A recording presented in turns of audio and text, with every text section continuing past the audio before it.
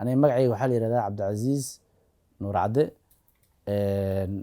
ahna leh kambaniga Nuur Cadde Construction milkiilaha ah. waan kaga mahad celinayaa maanta booqashada iigu soo booqateen xarunteeda aad iyo aad u mahadsantihiin. bangiga Salaam bangi muraabaxooyin fara badan iyo maalgelin fara badan buu mataqaanaa ama ana ii sameeyay ummado badan u sameeyay oo ganacsato ah. xagga ganacsatada waa boqolkiiba waxaan dhihi karnaa boqol dadka uu u sameeyay dhanka maalgelinta ama sida ay ugu faa'iideen. farsamo aniga oo kale waxaan ka qaatay muraabaxo xilli hadda cabaar laga joogo aad iyo aad ayaan mataqaanaa aan dhaqaalihii aan kaga qaadanay aan ugu macaashnay ama aan uga faa'iidnay.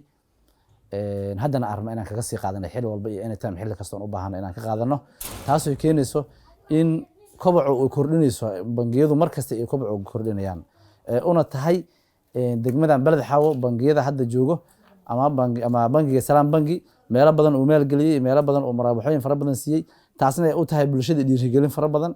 marka bangina waa u mahad celinaynaa arinta ayadaana hala sii wado wayna fiican tahay koboca hadda meesha uu maraya ganacsiga guud oo degmada way ku tiirsan tahay dhanka bangiyada. marka faa'iido fara badan ayaa laga helay way fiican yahay bangiyada waan soo dhaweynaa bangiga aad iyo aad aan Salaam bangi u soo dhaweynaynaa waana u mahad celinaynaa barnaamijkaasna waa taageersanahay hana la sii wado hadduu alla idmo.